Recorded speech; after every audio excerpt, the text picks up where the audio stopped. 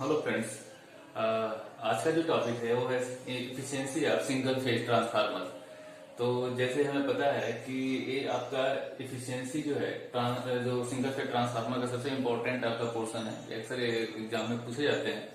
देखते हैं एफिशिएंसी क्या होती है ट्रांसफार्मर की। तो हम हमेशा जब भी चाहते हैं कि हमारा जो ट्रांसफार्मर है वो इफिशियंट हो, लॉसेस कम हो, तो उसकी परफॉर्मेंस चाहे जैसे हम देखना चाहते हैं तो हम इफिशियंसी उसकी जरूर देखते हैं कि मैं ट्रांसफार्मर की जो इफिशियंसी है वो क्या है। तो इफिशियंसी क्या होता है? इफिशियंसी आपका इसे हम थीटा से रिप्रेजेंट करते हैं और इफिशियंसी इक्वल टू जाहिर से पता है हमें output of transformer to input of transformer करेंगे तो इफिशियंसी फाइंड हो जाएगा। तो हमें output power divide by input power. Clear?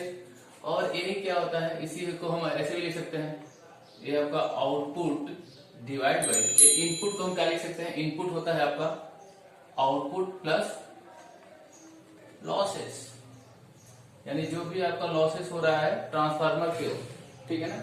Input equal to क्या होगा, आउटपुट प्लस लॉसेस।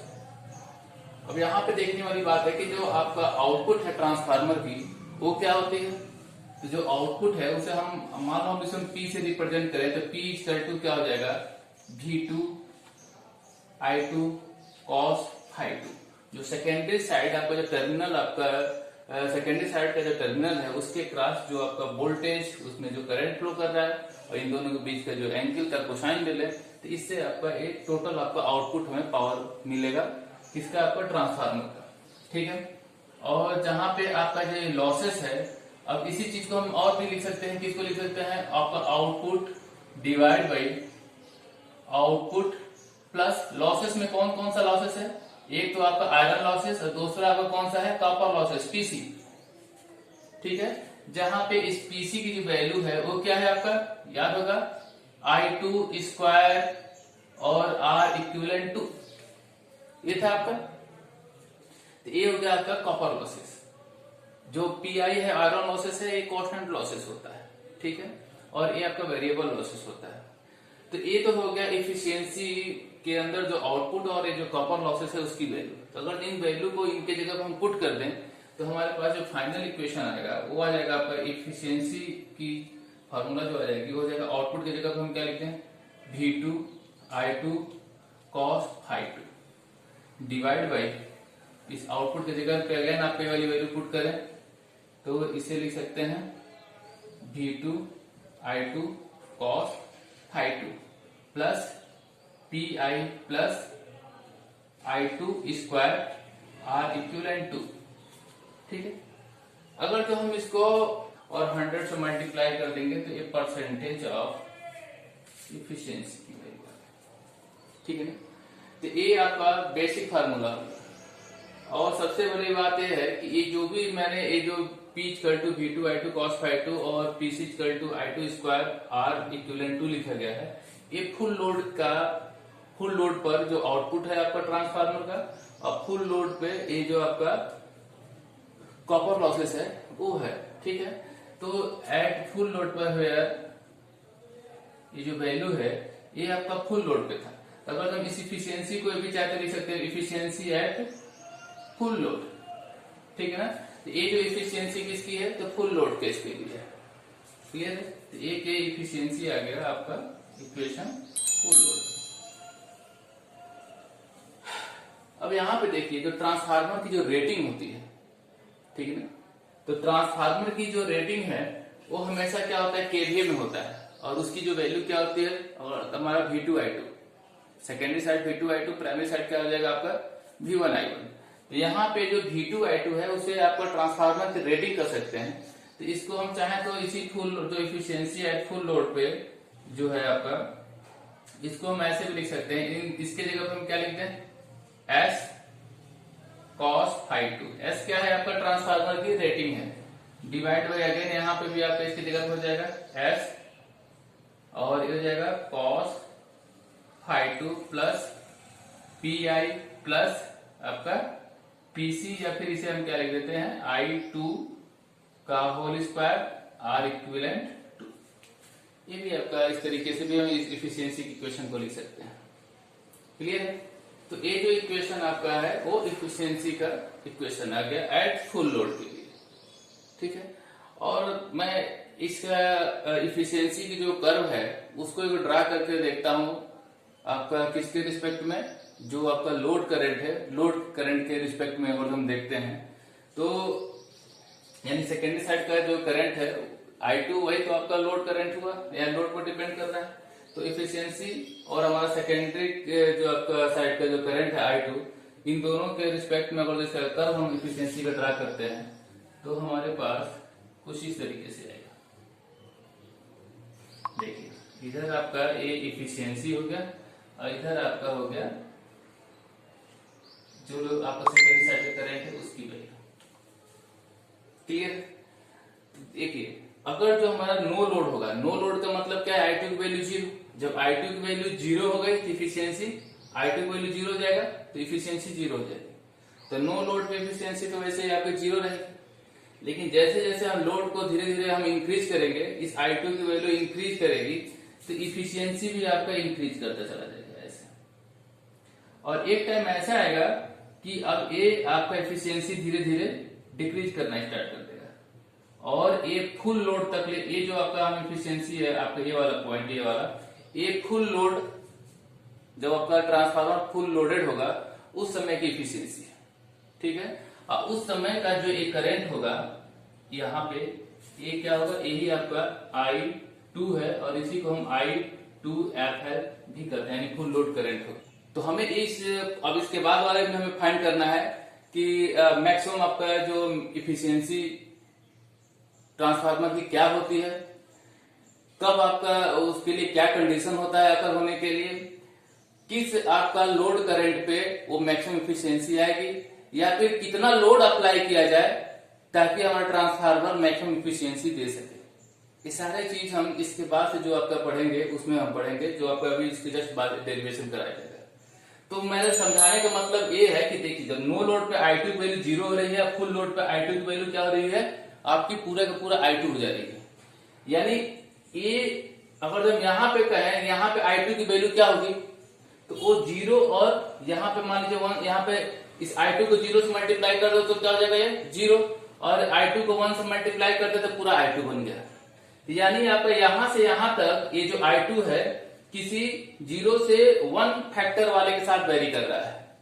तो यहाँ इस पर्टिकुलर कहीं पॉइंट पर आपकी जो I2 की वैल्यू होगी वो क्या होगा, 0 और 1 के बीच का जो आपका कोई वैल्यू होगी उससे मल्टीप्लाई होगी। जैसे आपका नो लोड पे 0 से मल्टीप्लाई हो गया था, फुल लोड पे 1 से मल्टीप्लाई हो गया था। तो यहाँ पे बीच में कहीं पे अगर तो उस करंट की वैल्यू फाइंड करना होगा तो क्या होगा, 0 और 1 के बीच में कोई वैल्यू होगा उससे मल्टीप्लाई होगा। सपोज करिए मान लो यहाँ पे है तो 0.4 से होगा, यहाँ पे है तो मान लीजिए 0.5 से हो गया। तो इस तरीके से हमारे क्या रहा, I2 वेरी कर रहा है। I2 वेरी करने का मतलब क्या हुआ कि जब लोड आपका नहीं था तो कोई करंट नहीं था, जब फुल लोड हम लगा दिए तो उस समय करंट आपका I2 हो गया। तो एनी लोड यानी इन दोनों के बीच में कोई एनी लोड है तो उस समय जो करंट होगा उसकी वैल्यू हम मान लेते हैं कि वो क्या है आपका, वो है आपका I2 डैश ले लेते हैं। और I2 डैश की जो रिलेशन है इस I2 के साथ क्या आ जाएगा, इसे मान लो आपका M इंटू I2, और M वही आपका फैक्टर है जो 0 से 1 तक वेरी कर रहा है। ठीक है, तो यही आपका इस पर्टिकुलर पॉइंट पर इस M की वैल्यू 0.4 हो जाएगा, यहाँ पे कहीं 0.5 हो जाएगा, यहाँ पे 0.9 हो जाएगा, और फुल लोड पर इसी की वैल्यू M की वैल्यू 1 हो जाएगी।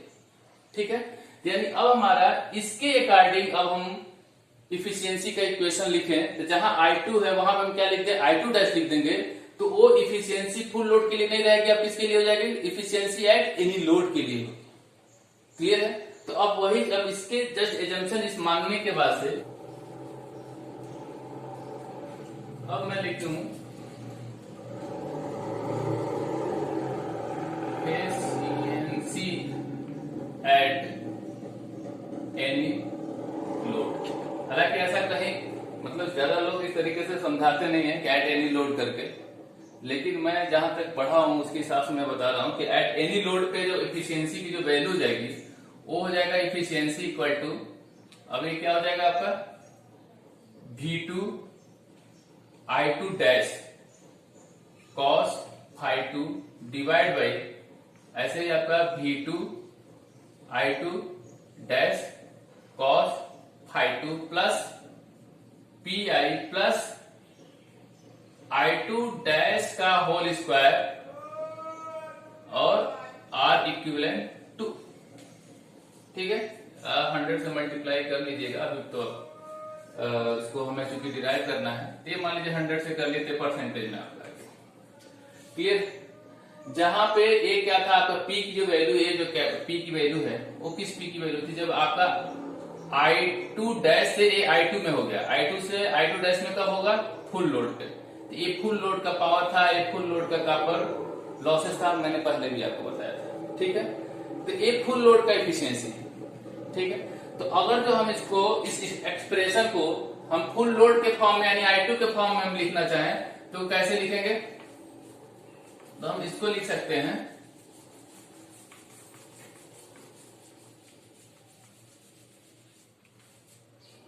इसी इक्वेशन को हम ऐसे भी लिख सकते हैं, जहां पे I2 डैश है तो I2 डैश की वैल्यू क्या है, M इंटू I2। तो ये क्या हो जाएगा, एनी लोड करंट से आपका फुल लोड करंट के फॉर्म में लिखा जा रहा है। तो ये हो जाएगा आपका V2 और M इंटू I2 करोगे तो M को बाहर लिख देते हैं, ये हो जाएगा I2 cos phi 2 divide by again ये क्या हो जाएगा M, यहां पे भी आपका I2 डैश है, ये हो जाएगा M V2 I2 cos phi 2 plus PI plus यहां पे थोड़ा ध्यान दीजिए I2 स्क्वायर है, I2 डैश स्क्वायर है, तो उसकी वैल्यू को हम पुट करेंगे तो ये हो जाएगा M स्क्वायर I2 का होल स्क्वायर और ये हो जाएगा आपका R इक्विवेलेंट 2। क्लियर है। और थोड़ा सा और ध्यान देने वाली बात है, देखो ये V2 I2 cos phi 2 किसकी वैल्यू थी, अभी जस्ट इसके ऊपर लिखा था मैं, वो किसकी वैल्यू थी, ट्रांसफार्मर का output equation at full load पे था, वो किसकी वैल्यू थी, P की वैल्यू थी। P इक्वल टू क्या था, V2 I2 cos phi 2। तो इसके जगह पर हम पूरे इसके जगह पर हम P लिख सकते हैं, इसके जगह पर P लिख सकते हैं, और ये I2 स्क्वायर R इक्विवेलेंट 2 किसकी वैल्यू थी, तो फुल लोड पर कॉपर लॉस की वैल्यू थी। तो थोड़ा सा सिंपल हो जाएगा कैलकुलेशन करना आगे जब मैक्सिमम हम एफिशिएंसी फाइंड करेंगे। इस पर भी आप लोग ऐसे रख के कर सकते हैं, लेकिन थोड़ा सा मैं उसको भी इसमें थोड़ा सा इजी हो जाता है कैलकुलेशन, उसके पॉइंट ऑफ व्यू से हम इसको कर रहे हैं। तो अब क्या हो जाएगा, इसी क्वेश्चन को हम लिख सकते हैं, ये पूरा क्या है आपका, यहां से और यहां तक आपका क्या हो गया, ये हो गया आपका P की वैल्यू, तो ये हो जाएगा M इंटू P। P क्या है, आउटपुट ऑफ ट्रांसफार्मर है, और ये हो जाएगा M अगेन आपका P plus PI plus M square PC। ये जो I2 स्क्वायर R इक्विवेलेंट 2 है, किसकी वैल्यू थी आपकी, फुल लोड पर कॉपर लॉसेस की वैल्यू। तो इसको हम इस इक्वेशन को इस तरीके से हम रिप्रेजेंट कर सकते हैं।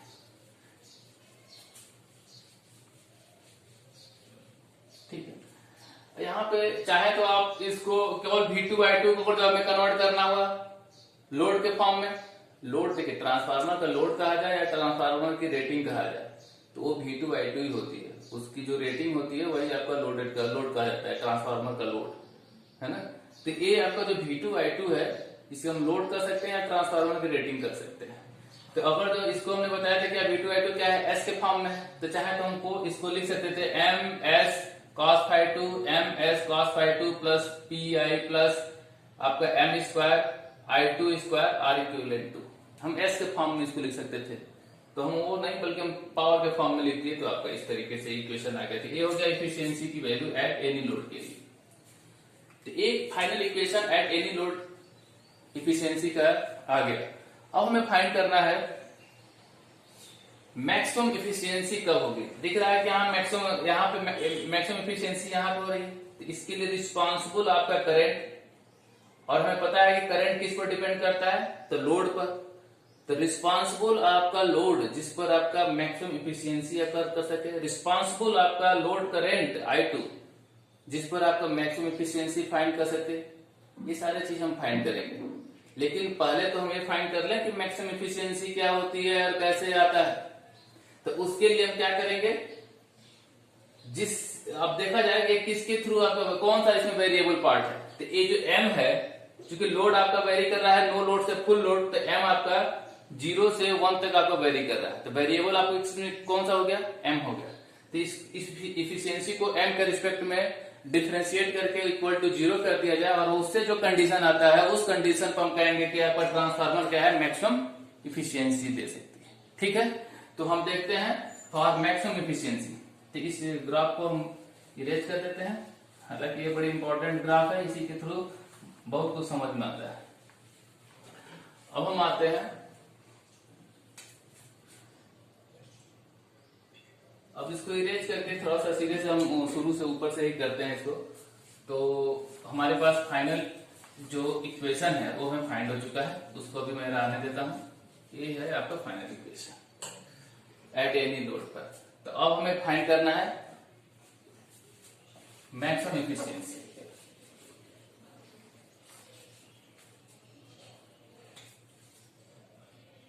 और मैक्सिमम इफिशियंसी, ठीक है, इसे हम ईटा आपका एम से रिप्रेजेंट करते हैं।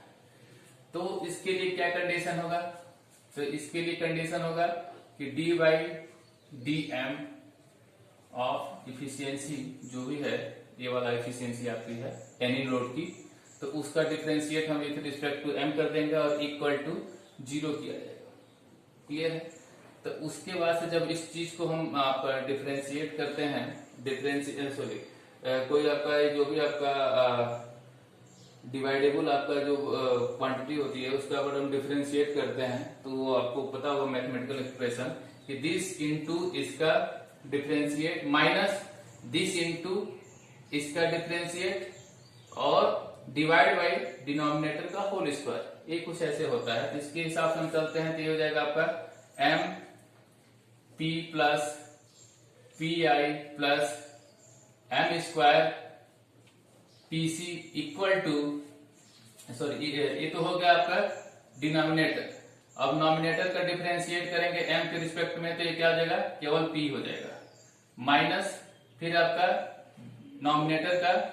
नॉमिनेटर इंटू डिनोमिनेटर का डिफरेंशिएट, जब इसमें इसको डिफरेंशिएट करोगे तो यहाँ पे केवल पी होगा। यहाँ पे आयरन लॉसेस कांस्टेंट है इसलिए इसकी वैल्यू 0, प्लस ये हो जाएगा आपका 2m pc और डिवाइड बाई डिनोमिनेटर की पोर्शन आपका ये है, तो इसको हम ले चलते हैं तो ये हो जाएगा आपका M P plus P I plus M square P C का होल स्क्वायर, और ये सारे के सारे किसके मतलब ये हो गया इक्वल टू 0। ठीक है, तो इसी इक्वेशन का हमने यहाँ पे डेरिवेटिव ले लिया विथ रिस्पेक्ट टू m, तो हमारे पास इस तरीके से आया। डिनोमिनेटर को उधर हम भेजेंगे तो 0 हो जाएगा, तो यानी ये पोर्शन आपका क्या हो गया, 0 हो गया, यानी ये पोर्शन आपका नीचे वाला डिनोमिनेटर 0 हो गया।